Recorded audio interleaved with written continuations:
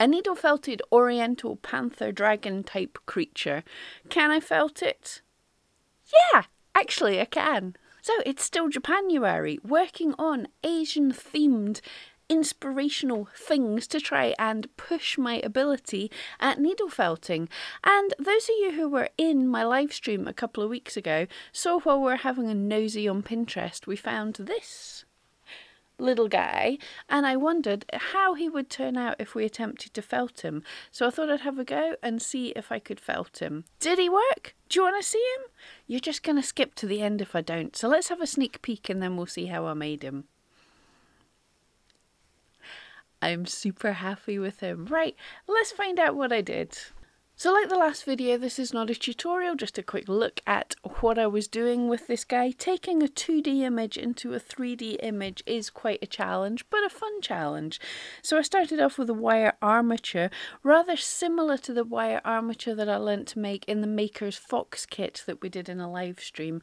So using one hole, or rather in this case, 2 hole pipe cleaners, because I find if the body is larger than one pipe cleaner size, then it needs a bit of extra support. So wrapping 2 pipe cleaners together, adding in some nice short legs. I want the body and tail nice and long, and also with the 2 pipe cleaners wound together, I get the double at the end for the 2 snakes in his tail.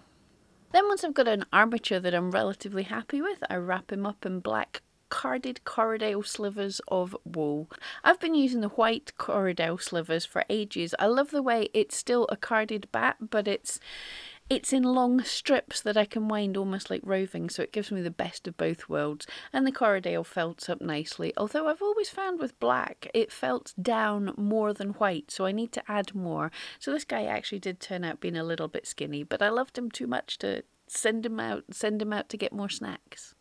And I work on different points at the same time on this. Rather than concentrate 100% on the head and then 100% on the body and then the feet, I kind of skip back and forth what I'm working on. But the feet are just like added extra balls, and then I decided to make for 3 toes on the feet just to make it look less messy. Putting in all 5 toes gets a little bit kind of still banana-y, still a bit too big. And with his head, I'm just raising up a ball at the top of where his neck is and then building out a nose. Now I very much like to felt up into the roof of the mouth to make that shape. It really helps build the creature, and in this case I'm doing the same with the bottom of the mouth as well, because I want it to look like a really scary mouth. Well, that was the initial thought. I don't think it came out all that scary.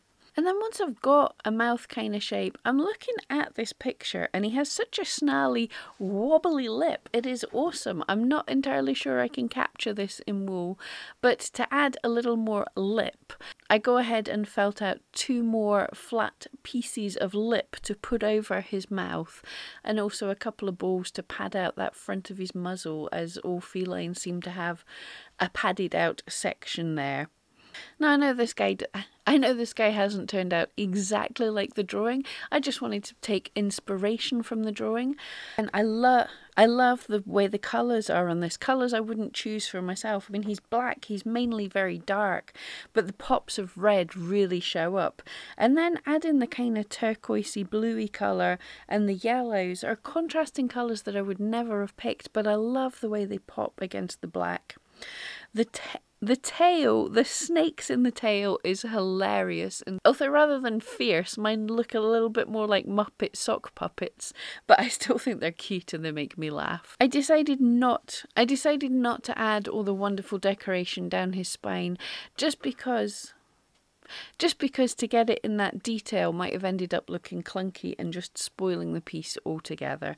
Although it is totally amazing, and I kind of wish I was able to do that, trying to think of some way to do it. So it's a compromise between adding enough detail that I think he covers the feel of the creature, while at the same time not going too much so that he ends up looking silly. And then popping on a nose, and finally I added some purple teeth, just 2 fangs. I was finding he was looking a little bit like a calf, so I needed to make him a little more fierce. And felting up all round, and that's my guy. And how did I do? I am actually super pleased in the end. He doesn't look quite as fierce. He's kind of looking kind of cute, but I do rather love him. This was a great fun project. Lots of challenges, like trying to get this snarly wobbly lip.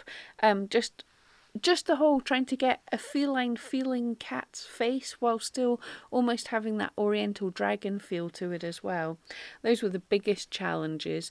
The body shape as well, because I wanted him long with short legs but not going too crazy with either of them. The tail, the snakes, I thought would be much more difficult, but actually when not going for scary realism and kind of cute Muppet sock puppet, they were pretty easy. But yeah, the thing that really makes this to spend the time doing is the shading and the colours on his face. I am super in love with him, actually. So I hope you enjoyed that quick look at my dragon. If you want a more in-depth look at what I did, don't forget to pop over to my other channel, Pam Duthie's Felting Academy, and then you'll see a slowed down, more detailed version of how I created this guy. If you make something like this, even if it's just the head, just the tail, any part, if you're inspired by this, don't forget to tag me at hashtag #BenMcFuzzyLugs or pop it in Pam Duthie's Felting Friends. I love to see your work. Remember, if you make anything like this, because this was based on a sketch off of Pinterest, this is not my work, so it is not mine to sell, but it is a great way to practice your skill and get inspirations for making new things. Thank you so much for joining me, and I'll see you next week.